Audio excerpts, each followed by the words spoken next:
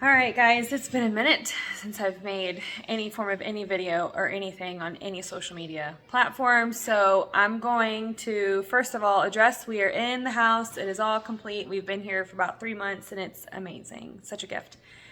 I'm going to make pancakes. This is our favorite pancake recipe and I just love it so much, and the kids love it and the husband loves it, and so why not share it? So I'm going to show you guys how I make our pancakes.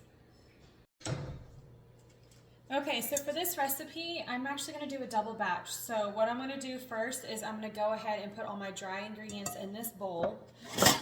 And so this recipe I used to make with almond milk when we drank almond milk. We currently do not anymore, and we've been drinking local milk. So we use regular milk instead. You can use almond milk in this recipe. You can also substitute the sugar for coconut sugar as well. I've done that before. I find that they taste better with, this is an organic cane sugar, unbleached. They taste better with this, but they don't taste bad with the coconut sugar. So we're gonna start off by putting 2 cups of flour. So I'm doing a double batch, so we're gonna do 4. This is all-purpose, unbleached flour. I'm running low on it. So there is our 4 cups of flour. Next I'm going to add baking powder. So in some recipes that call for baking soda, I actually don't use baking soda. I'm not quite sure why I don't normally use it. I just don't, and I do. It's a 3-to-1 ratio. So baking powder, you would do 3 baking powder, 1 to baking soda. So this recipe is calling for baking powder. It's calling for 4 teaspoons. So I'm going to put 8. It's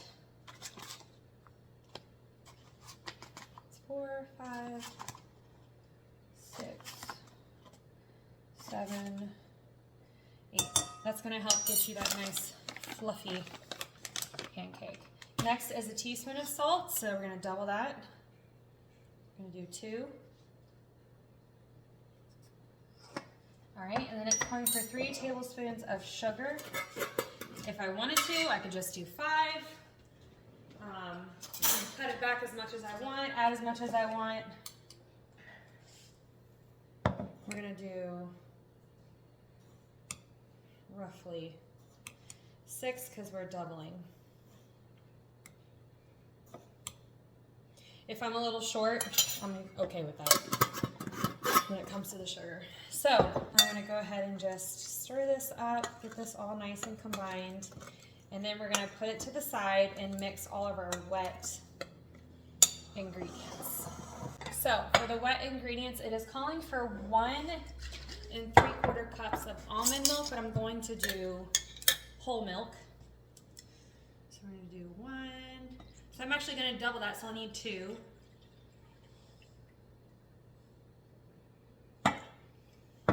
Might run out in this, and for some reason I just can't think the math this morning, so I'm just gonna do 3/4 cups in here. Twice like a silly person, but it's okay. Need to grab the other milk out of the fridge.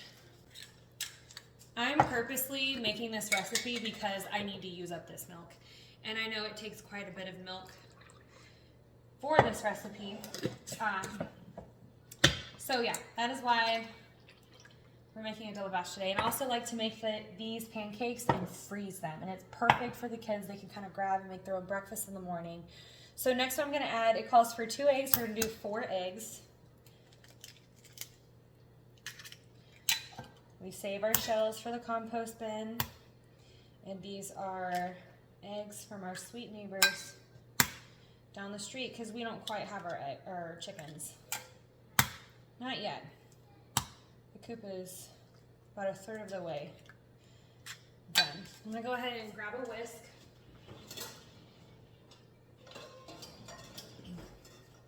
Absolute favorite whisk right here. Just gonna try to not make a huge mess.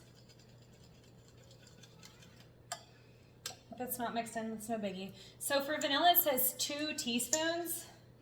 I always add extra. I've always add extra vanilla. I love vanilla. I'm actually trying to make it myself. This will be a first time. So I'm just gonna add 1 extra teaspoon. So that was 5. The recipe calls for 2 because that's a single recipe and we're doubling it.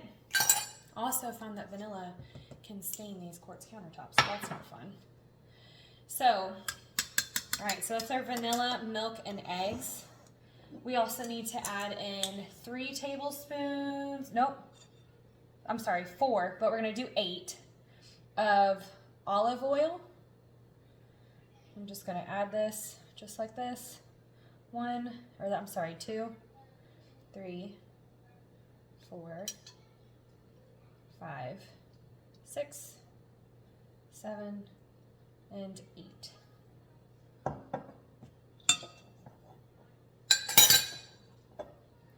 And then we're gonna go ahead and just marry this all together. It's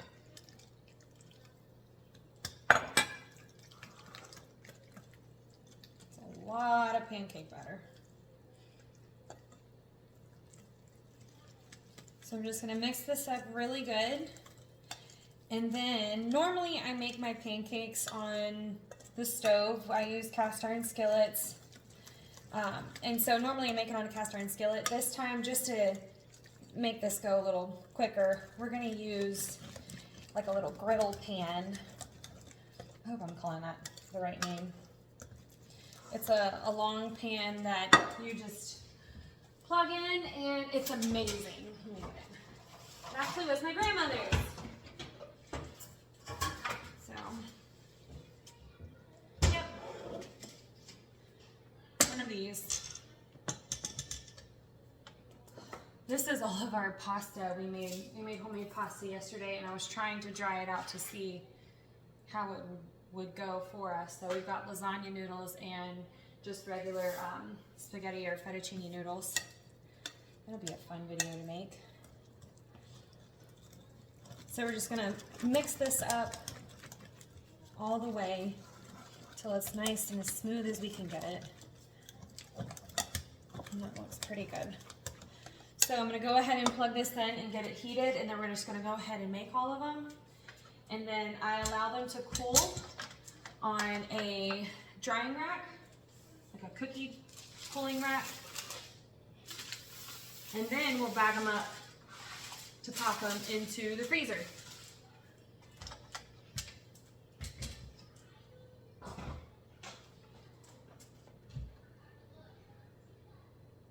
I'm gonna start at 350. Typically pancakes, you wanna start kind of low and then work your way up. If you cook them too fast, you're gonna burn the outside and then you won't cook the rest of the inside. Okay, now that I got this plugged in, I took some butter out. I'm gonna use that to just kind of grease my little tray here, and I'm gonna go ahead and clean up my mess. I find it's less stressful if while you're cooking, you clean up as you go along. Especially the holiday season. Oh my goodness, it's a relief when you're cleaning up as you're going so you don't have a massive mess at the end of the day. All right, so that's pretty hot. So I can scoot it down a bit. Okay, now that it's fully heated, I can already tell it's entirely too hot, so we're gonna put it down to 250. Make it,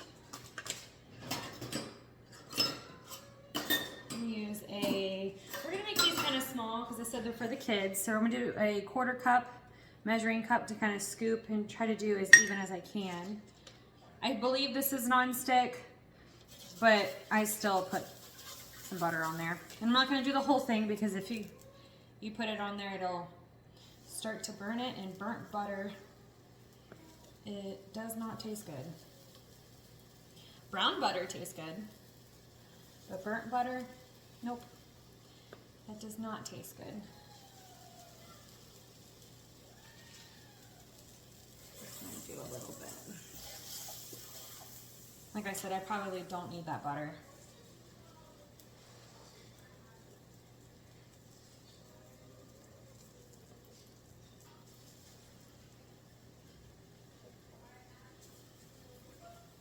Now, I'm not going to flip these.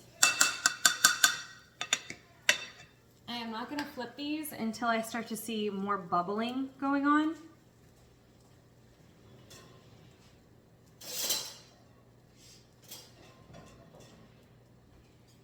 Another thing too, be careful using metal on this so you don't scratch the enamel off of it, the coating on it.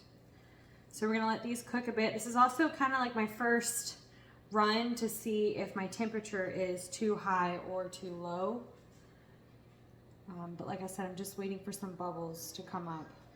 I've also used this recipe and threw in sourdough discard. Also, forgive me for bending over so far like this. I need to find my tripod. I've yet to find that, so I have no idea where it is. I might just have to order a new one. But anyway, I have added sourdough discard into this recipe. You'll see if it'll make it a little bit more runny, so you can either take some of the flour out, take some of the milk out if you're putting in your discard in there. Kind of just tweak it. You'll see it in the texture. If it's too runny, just add a little bit more flour in there to thicken it up a little bit and it should be good. So, all right. I'm just gonna look. Actually, that looks good. Oh, there's always one, right? The first one's always not the pretty one. So this could go a little bit longer. It's browned here, but on these edges it's not really. So we're gonna let these go just a little bit. See how it's rising up a bit? That's that baking powder in there. All right, let's try the next one and see, so we can get a idea. Yep, that one doesn't look bad. I could probably, you know what, I'm gonna turn this up just a tad. So now I'm between 250 and 300. The clothes rack here was also from us drying the noodles. We dried the noodles overnight, which I think was I didn't really need to go all night long. I could have probably made my noodles a little bit earlier and then pulled them off.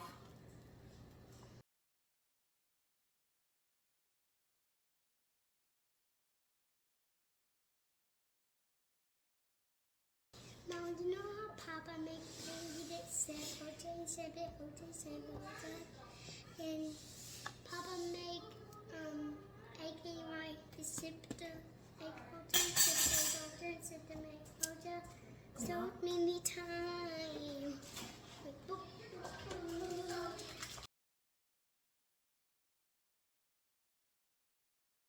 So I'm gonna lay out some parchment paper. What I'm gonna try to do is lay them all out. Actually, I need to get my drying rack. Let me get that so they can cool. We got a cooling rack here. I'm gonna put that next to me. So that'll allow them to cool a bit over here, and then when they're done, I'm gonna layer them on this parchment paper so that I can then stack another piece of parchment paper on top. So when I go to freeze them, they don't all freeze together. Another way you could do it, and I do this with veggies too, if I get an abundance of onions or something, I will dice them up, lay them flat. You can do this with pretty much anything you're trying to freeze that you don't want to clump in the freezer. You lay them all flat out on a cookie sheet, freeze them flat. So put a piece of parchment paper down in your cookie sheet, lay all of whatever you're trying to freeze flat, and then freeze it, take it out, then go ahead and put it in your bags. And that kind of helps prevent everything sticking together. I do that with onions.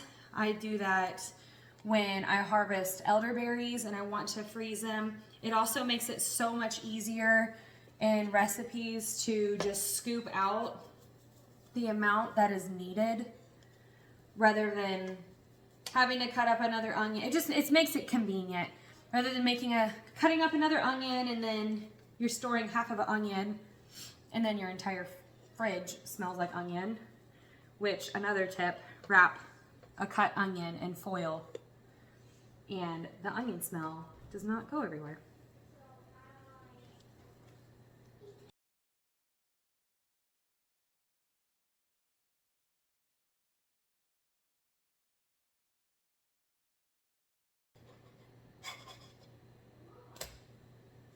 See, that one I flipped way too early. That could have stayed. So these are going for about 3 minutes. This is one of those things with baking and cooking that I get extremely impatient because I'm like, all right, Come on, let's flip it. Let's go to the next thing. Yep, so far we've got 2, 4, 6, 8, 16, and I've got that much batter to go. So we'll see how much a double batch gets out for us. You could also add chocolate chips into these, or white chocolate chips, or peanut butter chips. We've added white chocolate chips before. I've put sprinkles in them before. Make them fun.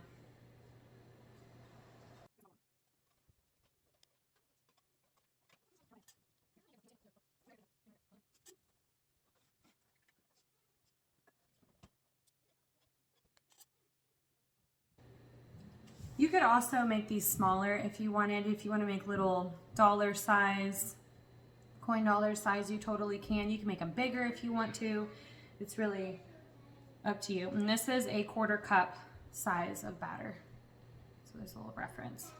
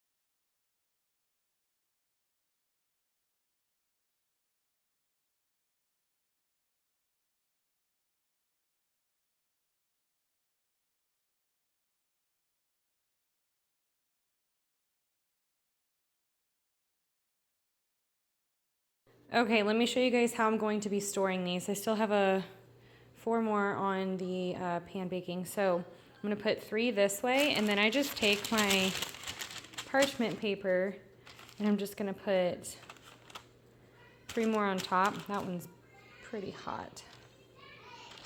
It's okay. Then we're going to fold this back over, and we're gonna do the same thing again. And then I just kind of stack them like this and put them in a freezer safe bag. So the kids have already taken a couple and they've approved them, so we are good to go. All right, so we got our freezer bags. I'm gonna see how many layers I can get in this bag. So this recipe made 37 1/4 cup size pancakes. All right, hoping these will fit. I might have to size it differently, and that's what looks like what's gonna happen. That's what looks like what needs to happen. So,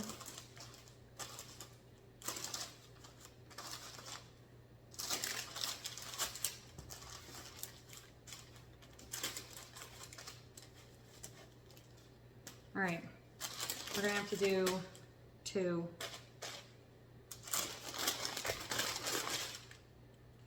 I could probably use a food saver bag as well. Or I could just lay them flat in there. We're gonna try and see if this works out. And then I'm gonna do a bag that has the parchment paper.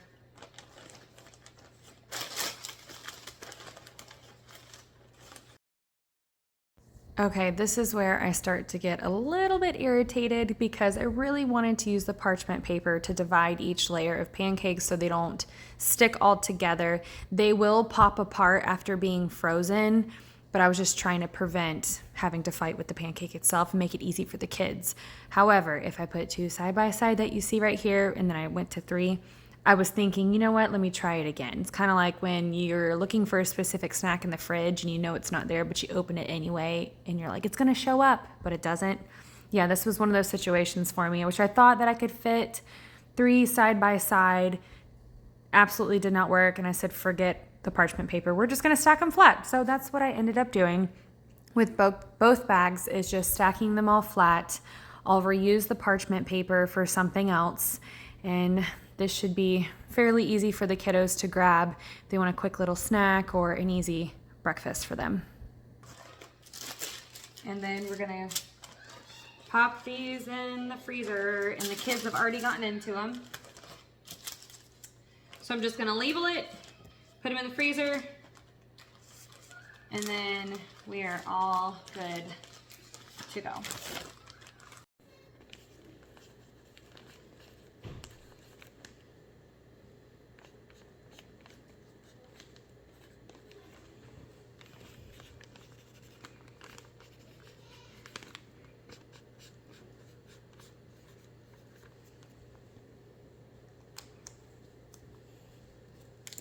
All right, so that was kind of fun. That was the first little cooking video that I've ever done. But I enjoy cooking all the different things, and I would love to share with you guys what I've learned. Pretty much self-taught when it comes to cooking, besides Gordon Ramsay and his knowledge. So, all right, y'all, I appreciate you watching this video, and I hope you have a great day. Thanks for watching.